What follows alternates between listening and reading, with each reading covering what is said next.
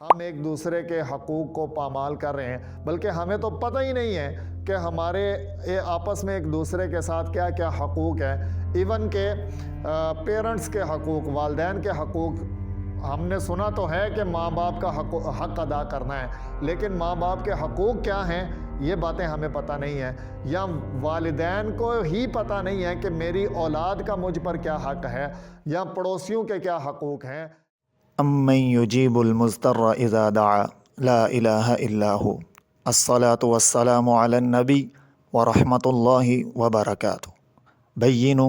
بلغوا یسروا بشروا السلام علیکم ورحمۃ اللہ وبرکاتہ۔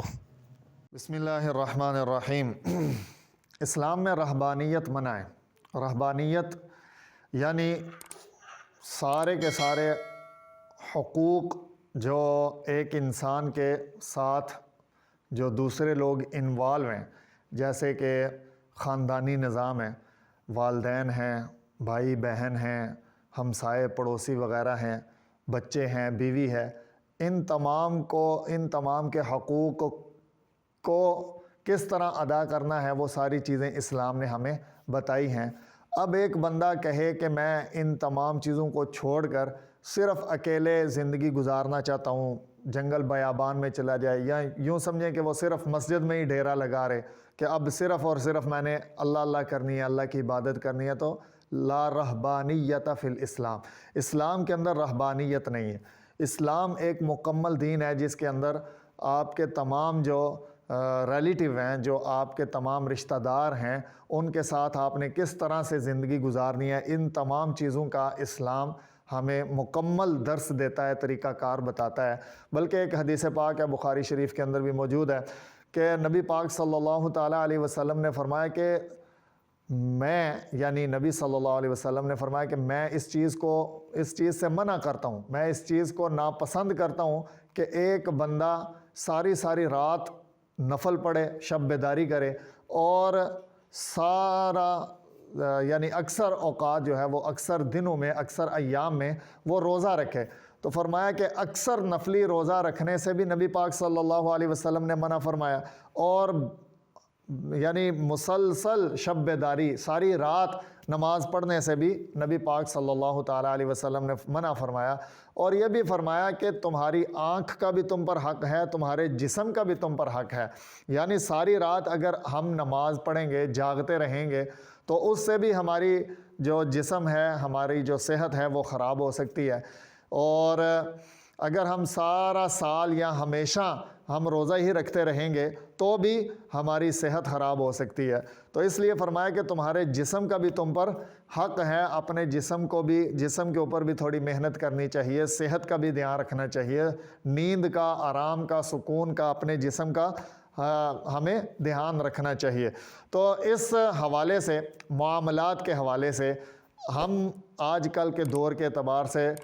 بحیثیت مسلمان اور بحیثیت انسان اور بحیثیت پاکستانی ہم بہت زیادہ کمزور ہو چکے ہیں۔ ہم ایک دوسرے کے حقوق کو پامال کر رہے ہیں، بلکہ ہمیں تو پتہ ہی نہیں ہے کہ ہمارے آپس میں ایک دوسرے کے ساتھ کیا کیا حقوق ہیں۔ ایون کہ پیرنٹس کے حقوق، والدین کے حقوق، ہم نے سنا تو ہے کہ ماں باپ کا حق ادا کرنا ہے، لیکن ماں باپ کے حقوق کیا ہیں یہ باتیں ہمیں پتہ نہیں ہیں، یا والدین کو ہی پتہ نہیں ہے کہ میری اولاد کا مجھ پر کیا حق ہے، یا پڑوسیوں کے کیا حقوق ہیں۔ تو اس حوالے سے ان چیزوں کی جو زوال ہے، اس چیز کو مد نظر رکھتے ہوئے ہم نے سوچا کہ کیوں نہ ان معاملات کے اوپر ڈسکس کی جائے، جن معاملات کے بارے میں ہمیں زیادہ سوچنے کی، سیکھنے کی ضرورت ہے، چاہے جائے کہ ہم فضول سوالات کی طرف آئیں۔ فضول سوالات ہم کیا کرتے ہیں؟ مثال کے طور پر ایک مثال آپ حضرات کے سامنے رکھتا ہوں کہ نبی صلی اللہ تعالیٰ علیہ وسلم نے دین کے معاملات میں، دینی معاملات میں اور عبادات میں بہت زیادہ وسعت ہمیں عطا فرمائی ہے۔ جیسے کہ ایک چھوٹی سی مثال ہے، نماز کے اندر ہاتھ باندھنے کا مسئلہ ہے۔ اب زبانیں زد عام ہیں، ہر نوجوان اس بارے میں ڈسکس کر رہے ہیں کہ نماز کے دوران ہاتھ کس جگہ پر باندھنے ہیں، سینے پر باندھنے ہیں، ناف پر باندھنے ہیں، ناف کے نیچے باندھنے ہیں، ہاتھ چھوڑ کے نماز پڑھنی ہے۔ اب یہ معاملہ جو ہے ہاتھ باندھنے والا، اس میں ہر اعتبار سے ہمارے پاس حدیث پاک موجود ہے، اور جو اصل معاملہ ہے جس کی طرف ہمیں توجہ کی بہت زیادہ ضرورت ہے وہ یہ ہے کہ ہمیں نماز پڑھنی چاہیے۔ تو نماز پڑھنے میں بہت زیادہ سستی ہے، صرف اور صرف میرے خیال میں 2% سے بھی کم لوگ ہیں مسلمان ہیں جو نماز پڑھتے ہیں، 2% سے بھی کم مسلمان ہیں جو نماز پڑھتے ہیں، اور باقی 98% سے بھی زیادہ مسلمان جو ہیں وہ بے نمازی ہیں اور نماز کی طرف نہیں آ رہے، اور جو 2% نماز پڑھ رہے ہیں وہ بھی صرف یہی ڈسکس کر رہے ہیں ہاتھ کہاں باندھنے ہیں، رکوع کے اندر کیا کرنا ہے، اور وغیرہ وغیرہ، یعنی فضول سوالات۔ یہ وہ سوالات ہیں کہ جن کی وجہ سے نماز کے اوپر کسی قسم کا کوئی اثر انداز نہیں ہوتا، کہ کوئی پتہ نہیں، ہاتھ آپ سینے پر باندھیں تب بھی آپ کی نماز ادا ہو جائے گی، ہاتھ آپ چھوڑ کر نماز پڑھیں تب بھی آپ کی نماز ادا ہو جائے گی۔ لیکن نبی صلی اللہ تعالیٰ علیہ وسلم نے آپس کے لین دین کے بارے میں، آپس میں ایک دوسرے کے ساتھ کیا رویہ اختیار کرنا چاہیے، ان کے بارے میں جو ہمیں تعلیمات فراہم کی ہیں، ان تعلیمات سے، ان معاملات سے ہم اس قدر دور چلے گئے کہ آج ہمارا معاشرہ ایک عجیب قسم کی تصویر پیش کر رہا ہے۔ آج کل ہمارا معاشرہ جو ہے وہ کسی یعنی جنگلی زندگی کی طرف جو ہے وہ رہنمائی، جنگلی زندگی کا ایک خاکہ جو ہے وہ پیش کر رہا ہے۔ تو یہ ساری کی ساری صورتحال ہے۔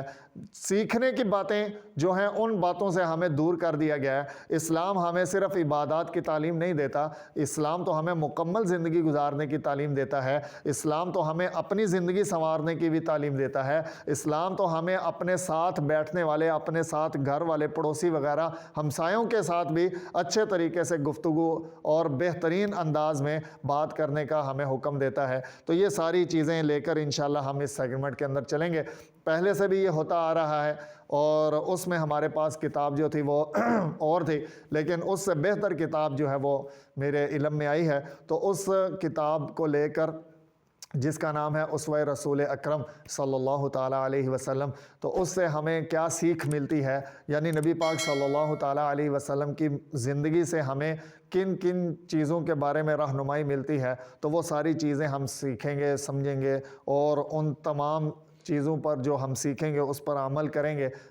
تاکہ ہمارا معاشرہ، ہماری سوسائٹی بہتر ہو سکے۔ اللہ پاک ہمیں عمل کی توفیق عطا فرمائے۔